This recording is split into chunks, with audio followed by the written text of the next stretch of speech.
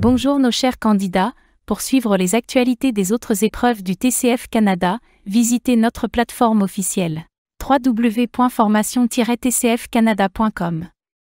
Aujourd'hui et dans cette vidéo, nous allons corriger des sujets d'actualité pour les 3 tâches d'expression écrite. Gardez à l'esprit de ne pas utiliser nos rédactions lors de vos tests pour éviter le plagiat. Tâche 1. Pour cette tâche, vous allez rédiger un message. Votre objectif est de décrire, narrer ou expliquer un sujet. Le message sera adressé à un ou plusieurs destinataires spécifiques. Assurez-vous que votre message contient entre 60 et 120 mots. Cette tâche évalue votre capacité à communiquer efficacement par écrit. Concentrez-vous sur la clarté et la pertinence de vos idées. Sujet. Écrivez un message pour inviter vos amis à une fête de fin d'année. Chers amis, la fin de l'année approche, et pour célébrer ensemble cette belle année écoulée, je vous invite à une fête de fin d'année chez moi. Rejoignez-nous le samedi 30 décembre, à partir de 19h, à mon adresse, 123 rue du Bonheur, Montréal. Préparez-vous pour une soirée pleine de joie, de musique, de rire et de délicieux plats à partager.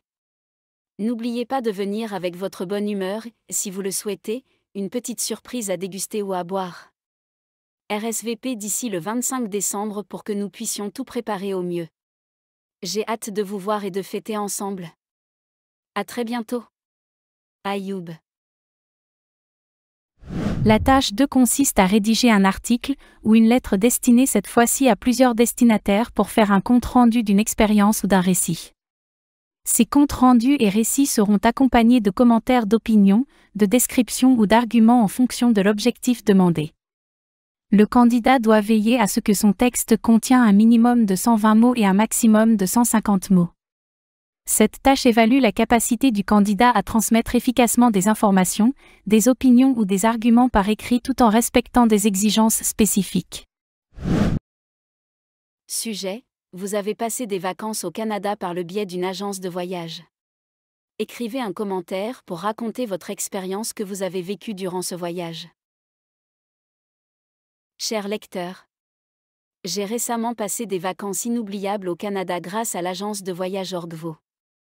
Dès le départ, l'organisation a été impeccable. Le personnel de l'agence a été très à l'écoute de mes besoins et a personnalisé le voyage selon mes envies. J'ai eu l'occasion de découvrir des paysages à couper le souffle, comme les chutes du Niagara, le parc national Banff et les charmantes rues de Montréal et de Québec. Chaque excursion était bien organisée, avec des guides locaux passionnés et compétents qui ont rendu l'expérience encore plus enrichissante. L'hébergement proposé par l'agence était confortable et bien situé, ce qui m'a permis de profiter pleinement de chaque journée.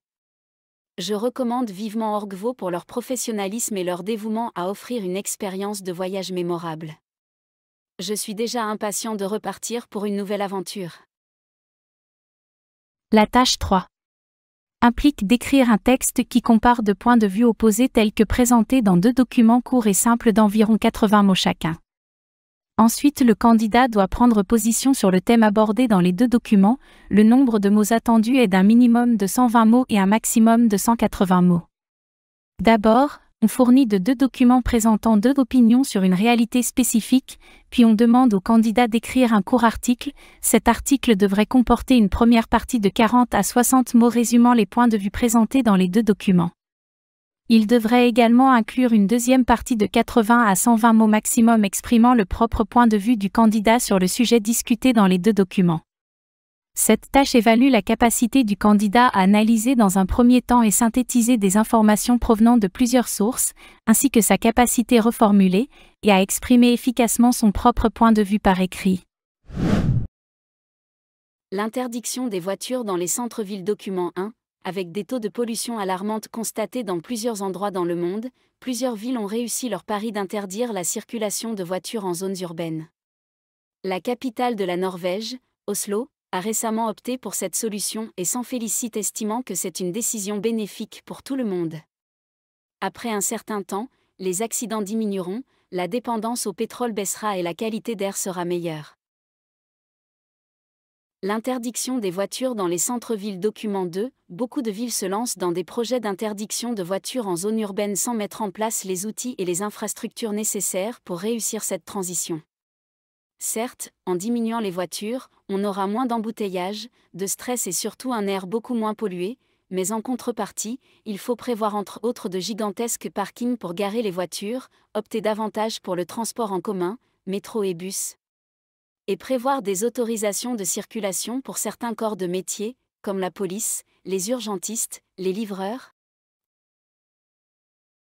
Interdire les voitures en centre-ville, solution idéale ou mesure incomplète? Avec la montée de la pollution urbaine, certaines villes, comme Oslo, ont choisi d'interdire les voitures dans les centres-villes, améliorant ainsi la qualité de l'air et réduisant les accidents, selon le premier document. En revanche, le second document souligne la nécessité de préparer cette transition par des infrastructures adaptées, comme des parkings et des transports publics. Je pense que l'interdiction des voitures dans les centres-villes peut apporter des bénéfices importants, comme la réduction de la pollution et des embouteillages. Cependant, cette mesure ne peut réussir sans une planification rigoureuse. Il est crucial de développer des infrastructures alternatives, telles que des transports en commun efficaces et des espaces de stationnement en périphérie. De plus, il faut prévoir des exceptions pour certains métiers essentiels, comme les services d'urgence et les livreurs. Une telle politique doit être mise en œuvre progressivement pour permettre aux habitants et aux entreprises de s'adapter. Ainsi, une interdiction bien pensée peut contribuer à une meilleure qualité de vie urbaine sans pour autant créer de nouvelles contraintes.